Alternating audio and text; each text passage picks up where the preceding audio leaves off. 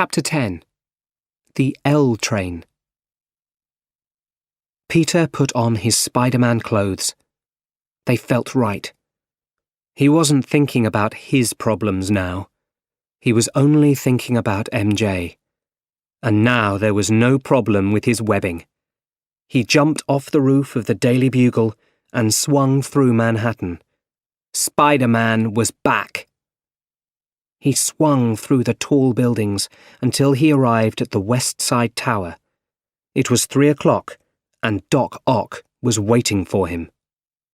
"Where is she?" called Spider-Man. "She'll be fine," said Ock. "Let's talk." A metal arm swung at Spider-Man from the right. Another swung from the left. Spider-Man was falling, fast. He shot some webbing onto the tower. Then he shot some webbing at Ock and pulled hard. Ock and Spider-Man fell together, right onto the top of an L train. Spider-Man and Doc Ock fought each other on top of the train. Ock broke the train windows and took 2 people with his metal arms. He threw the people down to the street below. Spider-Man quickly made webs and caught the people. Then Ock moved to the front of the train. Smash! One of his metal arms broke the front window of the train, and the driver cried out. Then the arm broke the train controls. Now the train was going faster and faster. It was going to crash. Spider-Man had to save the passengers, and Ock knew this. He smiled at Spider-Man and jumped off the train. Spider-Man used his spider sense to look ahead. The end of the line was very near, and it was high above the water. He shot webbing onto a building on one side and a building on the other side.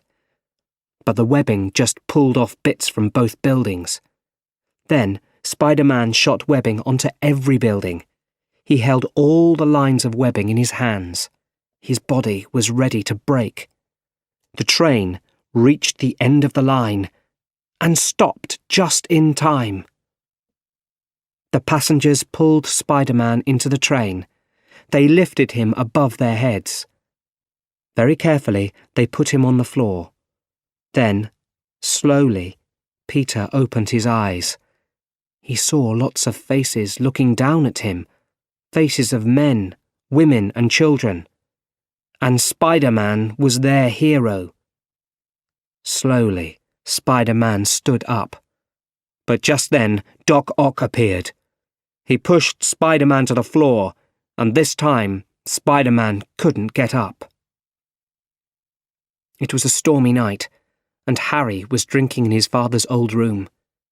Suddenly he turned around, and Doc Ock was standing there, with Spider-Man in his arms. Ock dropped Spider-Man onto a sofa. "And the tritium?" he asked. Harry unlocked a secret cupboard.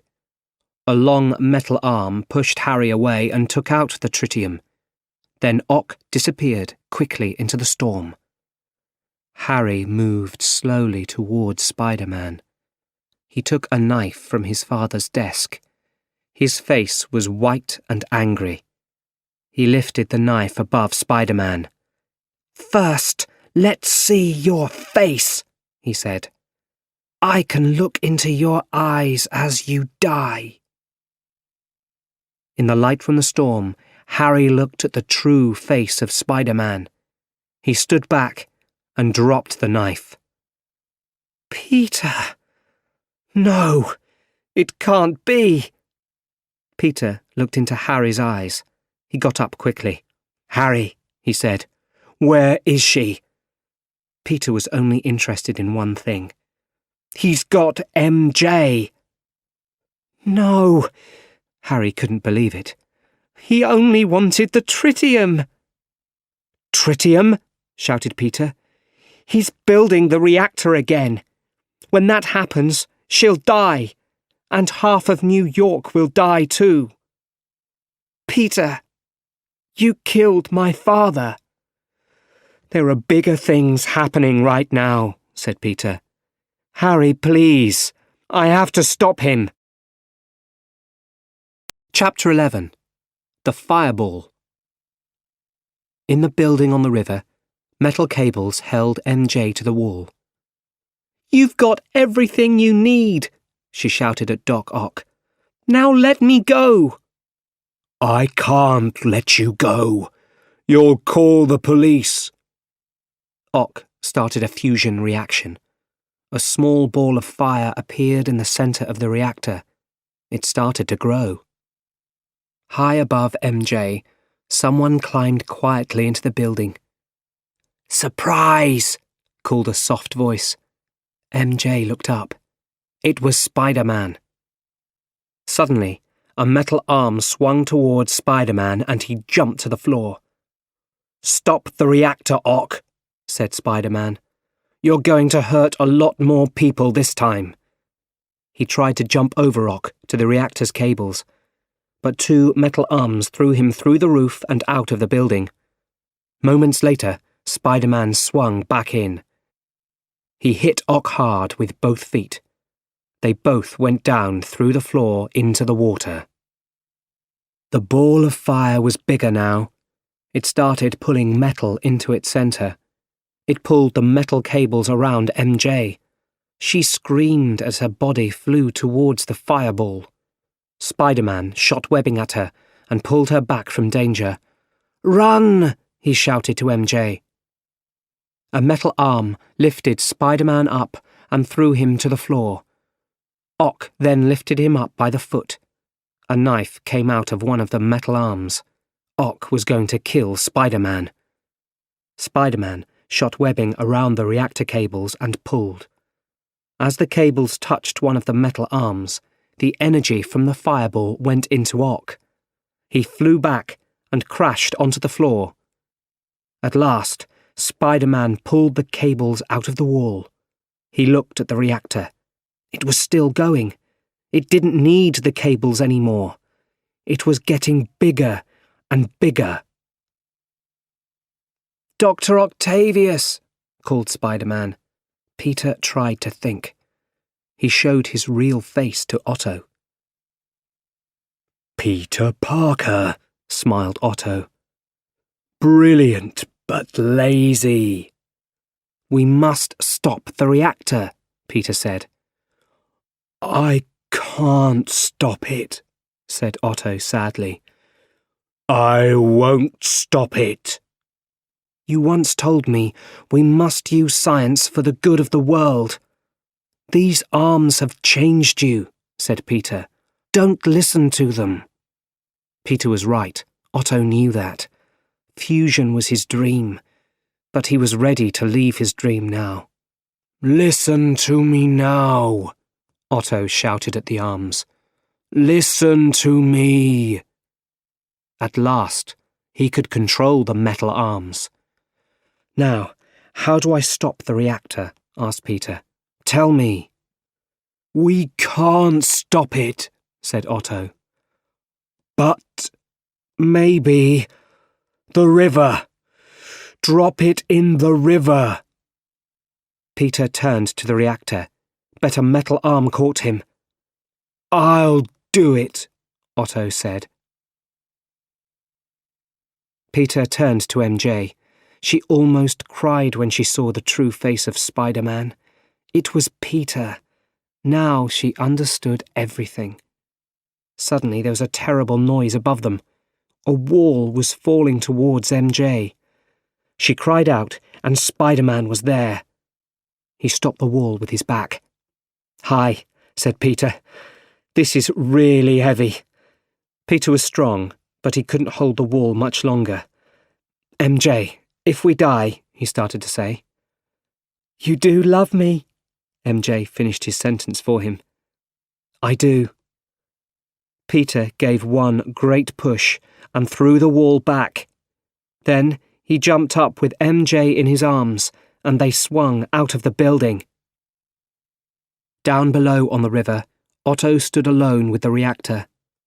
"I won't die a bad man," Otto said to himself. Then he, the arms, and the reactor fell deep into the river. It was all over. Peter and MJ were in a spiderweb high above the river. "I think I always knew," said MJ. "Then you know we can't be together. People will always want to kill me. If you're with Spider-Man, you're always in danger. I will always be Spider-Man. You and I can never be together." MJ looked sadly into Peter's eyes. Then he gave her a line of webbing, and he moved her slowly down to a boat below.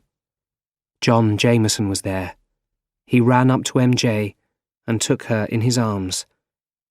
But MJ was still looking at Spider-Man high above them. Epilogue. MJ's Big Day.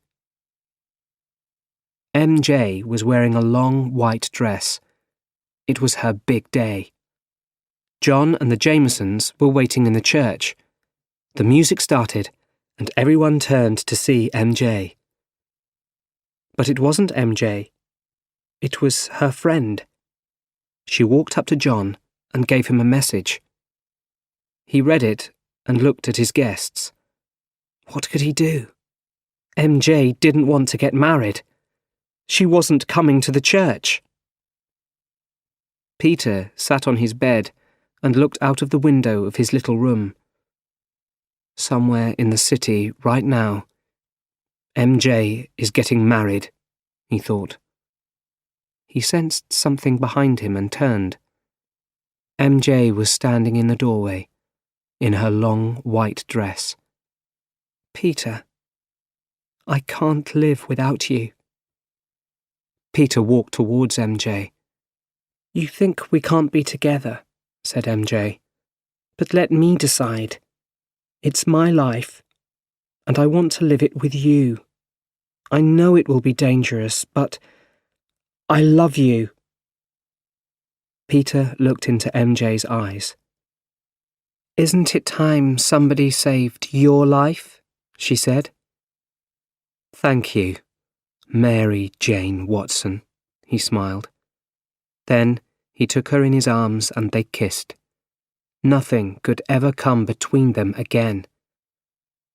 3 police cars drove fast along the street below. He looked at MJ. She smiled at him. "Go get them," she said.